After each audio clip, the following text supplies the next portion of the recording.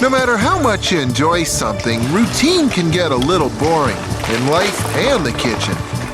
But an open mind and an adventuresome spirit can open up a whole new world. Let me share a secret recipe. Discover an ingredient that fires your imagination. Choose other flavors to match. Find the best way to cook them. My secret recipe? Cooking without a recipe.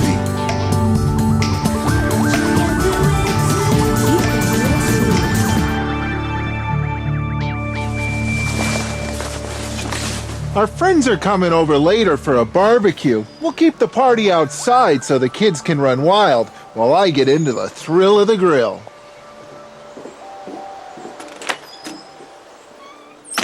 But I don't feel like banging burgers, so I'm gonna fire up the works, fire up my imagination, and think outside the grill box.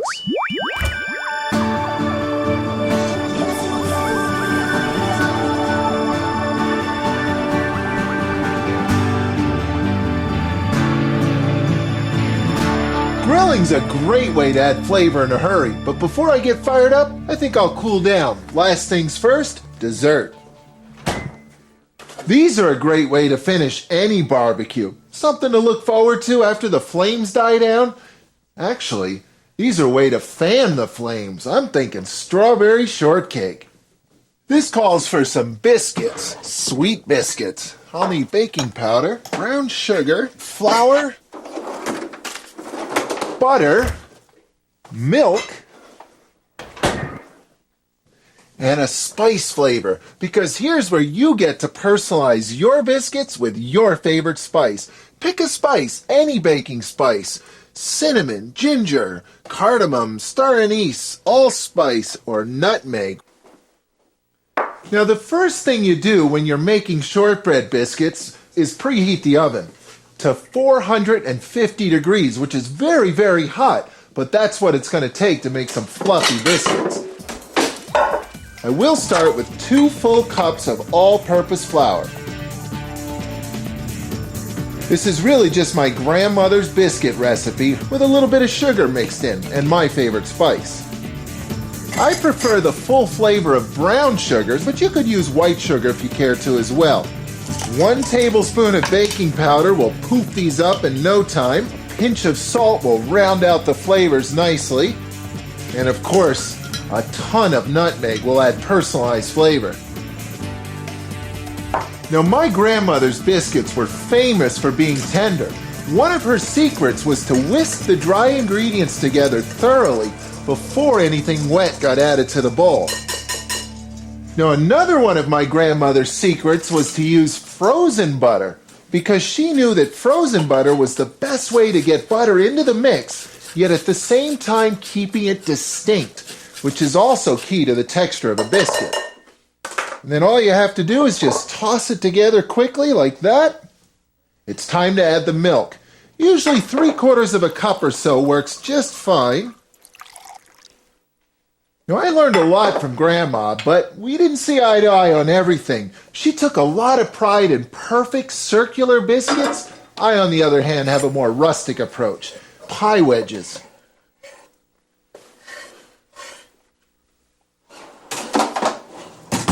And of course, when you're baking off biscuits in a hot oven, the best way to make sure that the bottoms don't burn is to double up your pan.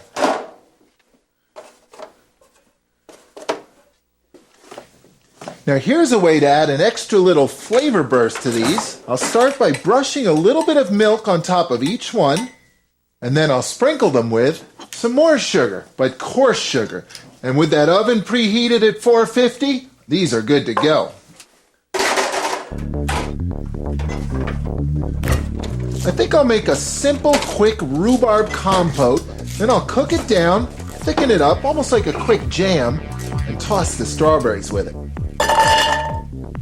This is really simple. All you have to do is add a tiny splash of water. Of course, rhubarb's pretty sour, so you might want to add a couple of spoonfuls of sugar. Now this is going to cook down pretty quickly, so I better get those strawberries ready.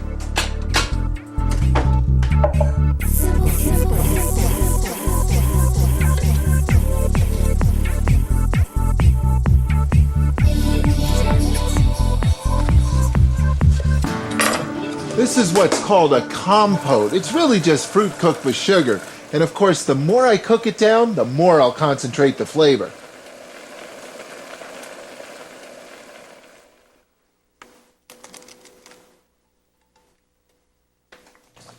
Now, while these cool down and get to know each other, I better get that grill fired up.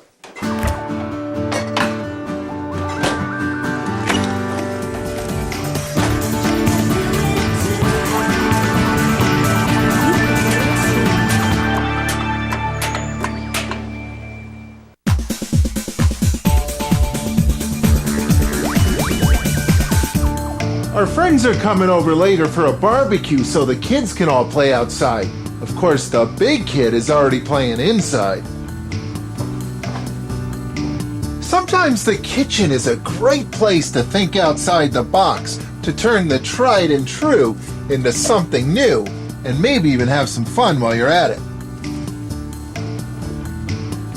Like a sweet shortcake flavored with your favorite spice, not the cookbook writers, and strawberries flavored with rhubarb.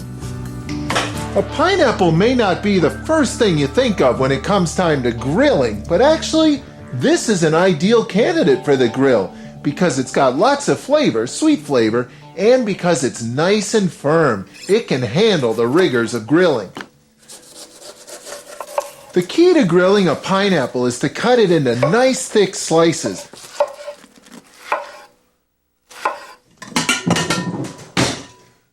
Normally, pineapple is something that you enjoy at the end of a meal, but as soon as this hits the grill, it's going to start sucking up lots of savory flavor. It's not going to taste like dessert anymore, but it will taste like a salad if I add some grilled red onions to it.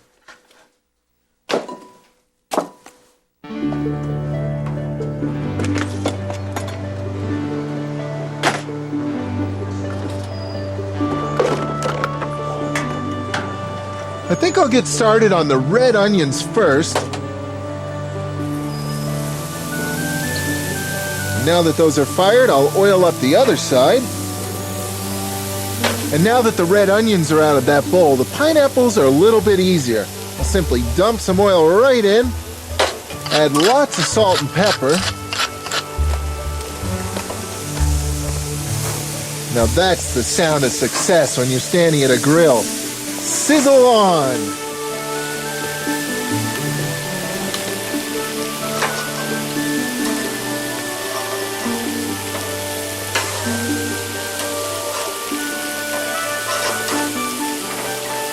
And the second side always cooks faster than the first side.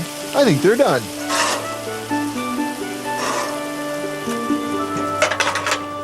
Now these would taste great just the way they are, but that doesn't mean I can't add some more salad flavors to them.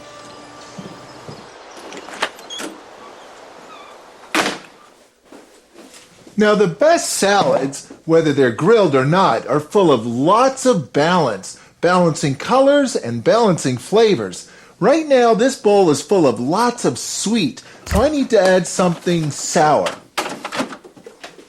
These will also add lots of flavor, especially if I take the time to zest them. So let's see. I've got sweet covered, sweet pineapple, sweet onions. I've got sour lemon. I've got salt and pepper. How about something cool? Some cool mint, because every salad needs something green in it. Now this salad is ready to toss, but before I do, I'm going to chop those pineapples down to size. Now that is without a doubt the most amazing looking salad I've ever seen.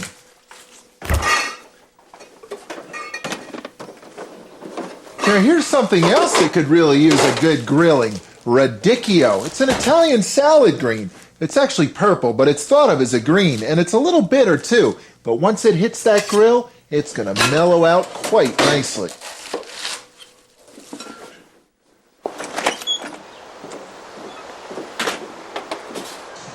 Now the key to grilling greens, or purples for that matter, is to treat them gently, treat them delicately so they don't fall apart on the grill.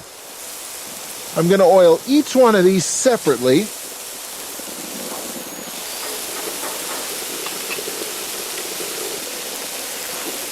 And now some salt and pepper.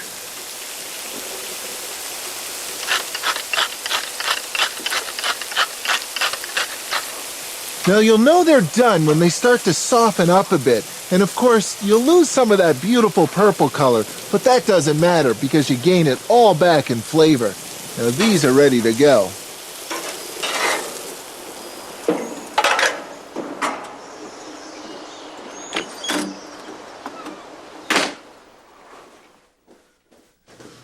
Now just like that pineapple, Radicchio craves balance too. But unlike that pineapple, Radicchio's a bit bitter, so I'm going to add something sweet to it.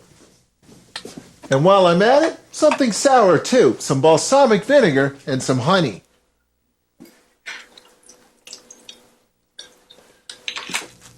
Now this has got to be one of the simplest salads I've ever made.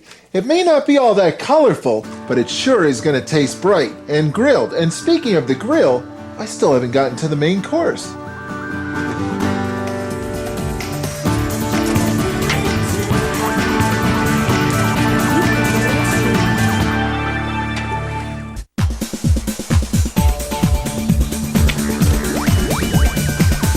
Our friends are coming over later for a backyard barbecue, so I'm filling my grill and grilling my fill of flavors.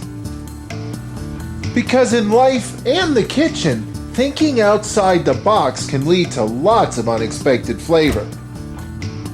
Like strawberry shortcake personalized with your favorite spice, or a salad of grilled pineapple and grilled red onion, or even grilled radicchio with balsamic vinegar and honey.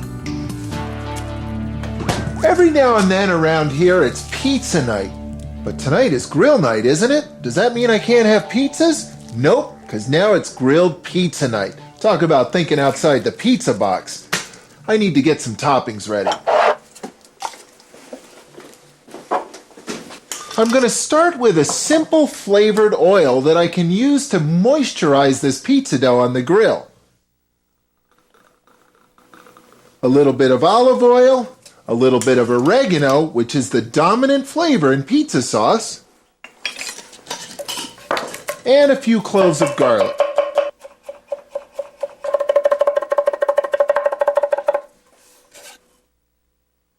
Oregano garlic oil. Now that's going to add some flavor.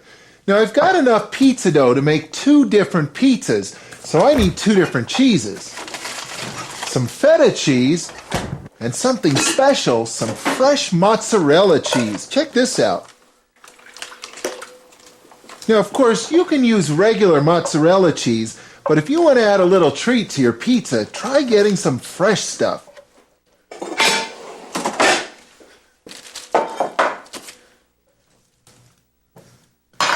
Okay, there's my cheeses. Now, of course, I need some tomato.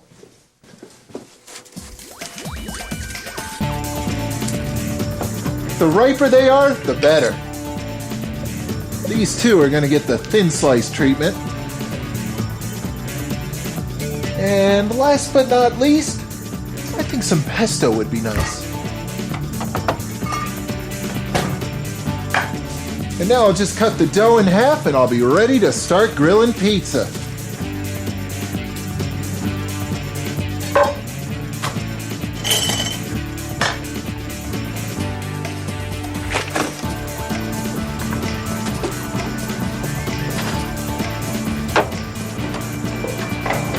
I love everything about grilled pizza. I love its flavor, and I love that it's easy to make. In fact, I find grilled pizza easier to do than baked pizza.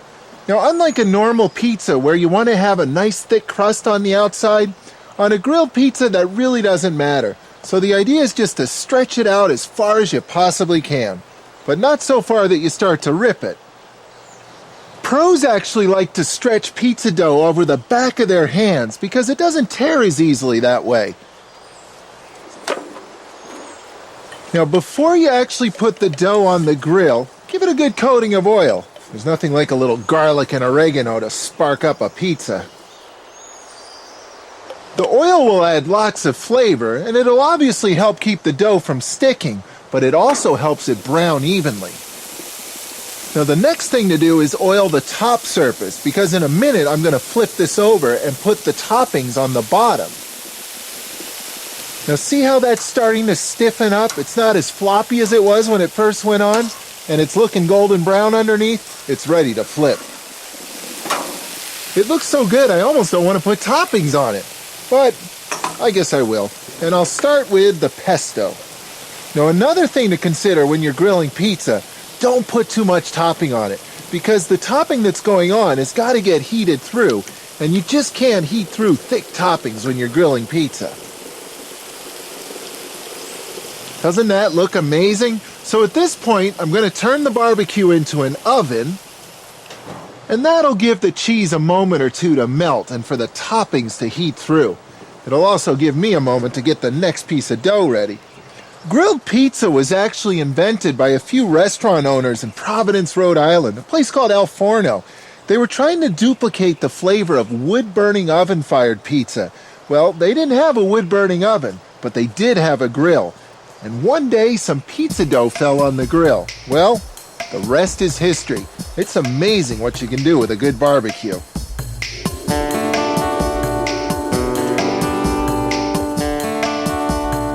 So do you really need a barbecue so big that you've got to mortgage your kitchen stove just to afford it? Do knobs, gadgets, and stainless steel really make the food taste better? Well, they don't hurt, but the real question is this: charcoal or gas? When it comes to convenience, nothing beats turning a dial and releasing enough heat to fuel a Formula One race car, especially when 5 minutes later you're running your own burger joint. But is gas too easy? It's hard to get in touch with your inner caveman when you can't even see the flame.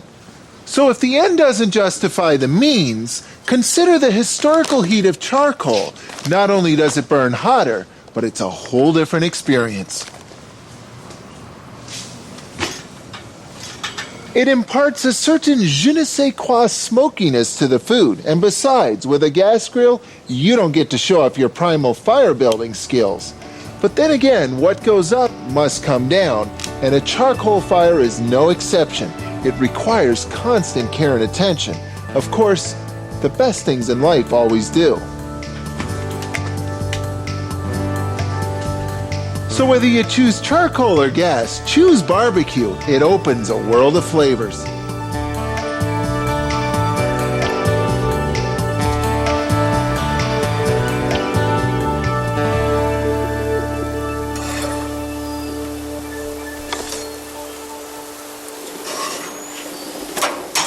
See why grilled pizza is so popular? And it tastes even better than it looks. Just imagine, your guests are coming over for what they think is a barbecue. The lid pops open and there sits a grilled pizza. Boy, will they be impressed. Just wait till they see the strawberry shortcake.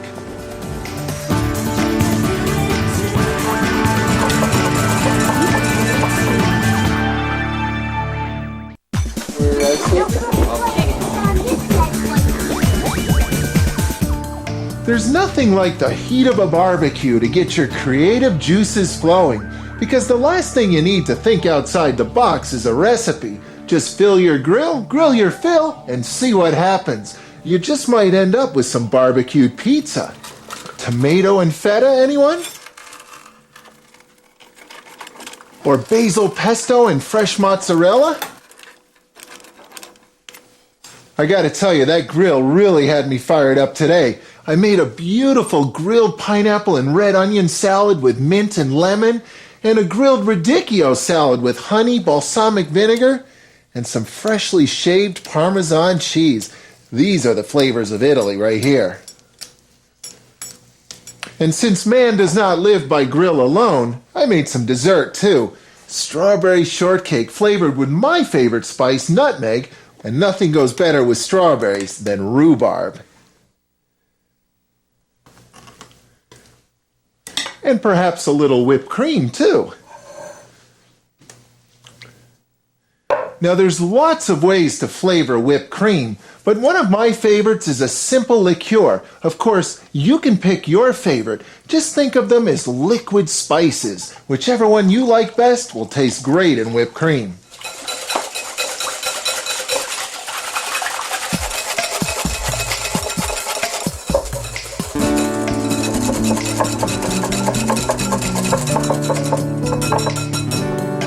Because the only thing better than grilled pizza is grilled pizza with strawberry rhubarb shortcake with Grand Marnier cream. Let's just say this cream is for the big kids. And I'm sure they're gonna love it. You know, if you're looking for a way to add some new jazz pizzazz to your world, look no further than your barbecue. And when you do, you'll find lots of creative flavor possibilities, and you'll truly understand the thrill of the grill. Abby says, I like grilled pizza. What do you think of the pineapple? You did this right on the barbecue. Yeah, totally.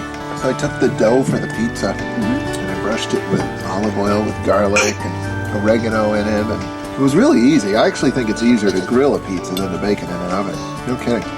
First time, eh? There's pizza. And she ate all the feta cheese. There's a treat over there. Mallory, come see what this is. Hey, Gabe, there's a treat with strawberries in it.